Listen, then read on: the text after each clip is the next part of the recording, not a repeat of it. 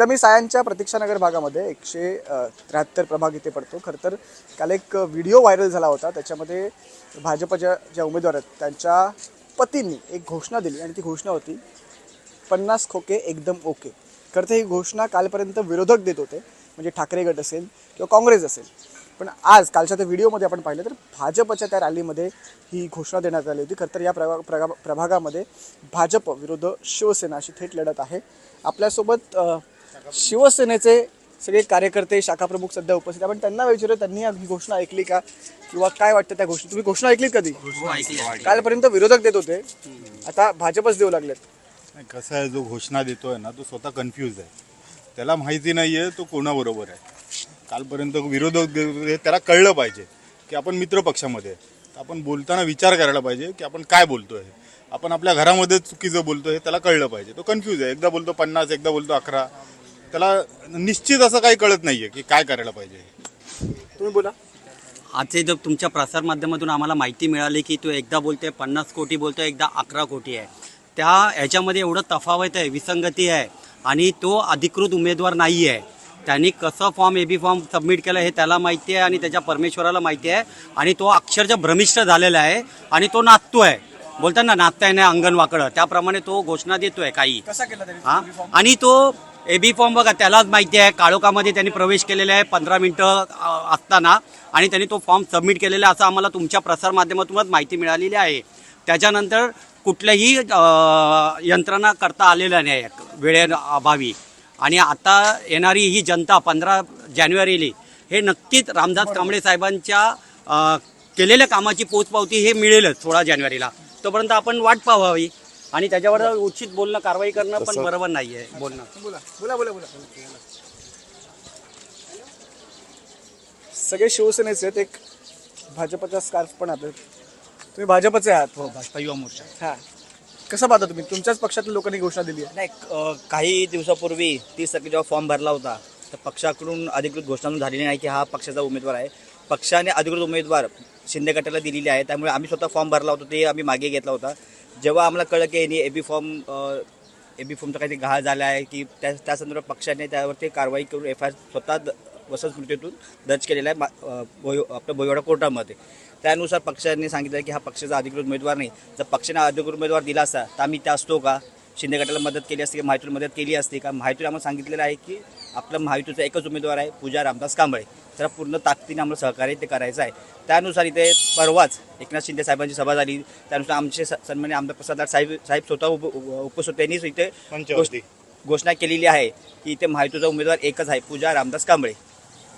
तर घोषणेबद्दल काय वाटतं तुम्हाला? पण नाही, काय बोलतात, काही लोकांचं मानसिक संतुलन बिघडलेलं असतं, त्याप्रमाणे त्याचं ते चाललेलं आहे. तो होतं की पक्षाचा उमेदवार तो नाही आणि ते घोषणा काय देत असेल तर त्यांनी त्याचं बघावं. तुम्ही कसं बघता त्या घोषणेकडे? कालपर्यंत मित्र एकत्र एका छायाखाली होतात आणि आता अशी घोषणा येतात. ते घोषणा देतात ते चुकीचंच आहे. कोणी बघितले 50 खोके, एकदा बोलतात 11 खोके. रिअल काय दिलं काय नाही त्यांना माहिती आहे का? चुकीचंच बोलतायत ते. तुम्ही बोला का?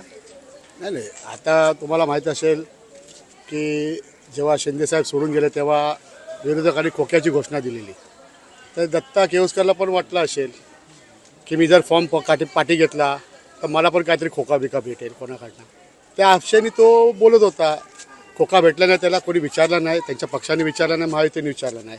मग तो बोलतो की 11 खोके प्रॉपर्टी आहे, फॉर्ममध्ये लिहिलेलं आहे. तो प्रूफ करू शकतो काय? होतं रामदास कांबळेच्या पत्नीचा फॉर्म भरला, त्याच्यामध्ये 11 कोटी प्रॉपर्टी दाखवलेली आहे. तो बोलतो ही कुठनं कमवली. आता त्यांनी प्रूफ करून दाखवा. रामदास कांबळेला त्यांच्या पत्नीला मी राजीनामा सांगतो, तर नाही दिला तर त्यांनी राजकारण सोडून द्यावं. राजकारण आहेच नाही, तो लहानच आहे. तो फक्त काकू तुम्ही सांगा. त्यांना घ्या. ह्यांच्याकडे मला एक बोलण्याचं असं वाटतं की जे त्यांनी फॉर्म भरल्यानंतर जो फॉर्म भरला त्यानंतर ते 2-3 दिवस जेव्हा ते गायब झाले, जर तुम्ही खरंच तो स्वतःहून फॉर्म भरलेला आहे, तुम्हाला असं वाटतंय तुमच्या पाठी भाजप आहे किंवा तुम्ही भाजपचा सपोर्ट घेऊन जो फॉर्म भरलेला आहे तुम्हाला असं वाटतंय, तर तुम्ही 2-3 दिवस गायब व्हायला पाहिजे नव्हतं. आणि जर तुमच्यामध्ये जर खरंच ते आहे की तुम्ही लढून हे करू शकता तर तुम्ही ह्या सगळ्या गोष्टी करायला नाही पाहिजे होत्या. आणि मित्रपक्ष म्हणून तुम्ही एकत्र येऊन या सगळ्या गोष्टी तुम्ही एकत्र निवडणूक करायला पाहिजे होती. आणि हे जे असे पळून जाणं म्हणजे ह्याच्यावरून तुमचं समजून येत आहे की तुम्ही किती खरं आहे आणि किती खोटं आहे. त्याच्यामुळे तुमचा हार तुम्हाला दिसून येते, त्यामुळे ते तुम्ही ही तुमची हार तुम्हाला दिसून येते, त्यामुळे तुम्ही हे जे काय चाललंय खोके खोके हे खोक्याचा शब्द जो तुम्ही वापरताय ह्याच्यावरून समजून येते की तुम्ही किती जितणार आहे आणि किती तुमच्यामध्ये पूर्ण शक्तीने तुम्ही काम करताय हे सगळं दिसून येते. जनतेला पण दिसतंय आणि या सगळ्या स्थानिक लोकांना पण दिसतंय की तुम्ही कितपत आता पुढे जाऊ शकता का नाही जाऊ शकता, ते तुम्हाला सगळं दिसतंय. त्यामुळे मला एवढंच म्हणणं आहे की हे जे खोके बोलून दुसऱ्यांना नाव ठेवण्यापेक्षा आपल्याकडे पण काहीतरी 4 बोटं आहेत आणि आपण काहीतरी किती सत्याने काम करतोय हे आपल्याला पण दिसून येते. त्यामुळे तुम्ही जो प्रचार करताय तुम्ही तुमच्या चांगल्या माध्यमातून करा. जे तुम्ही जर खरंच काम चांगली केलेले आहेत तर तुम्ही एवढे घाबरून किंवा असे शब्द वापरून दुसऱ्याची बदनामी करून किंवा जे काय भाजप आणि शिवसेनेची युती आहे यांचं नाव खराब करून तुम्ही हे प्रचार केला नसता. काल घोषणाबाजी झाली इकडे, भाजपच्या उमेदवारांनी 50 खोके एकदम ओके अशी घोषणा दिली. आजपर्यंत विरोधक देत होते, तर तुम्ही मित्रपक्ष जेवू लागला की तुमचा? हो, मित्रपक्षाने असं नाही केलं पाहिजे. आणि दुसरी अशी गोष्ट आहे की प्रत्येकाने आपल्या आपल्या परीने जे प्रगती इकडची केली आहे त्यांनी ती दाखवावी ना, दाखवून त्यांनी करावं. कुणाच्या विरोधात काय बोलून काय फायदा नाही. तुम्ही स्वतःकडे बघा, त्याच्यानंतर तुम्ही दुसऱ्यांकडे बोट करा.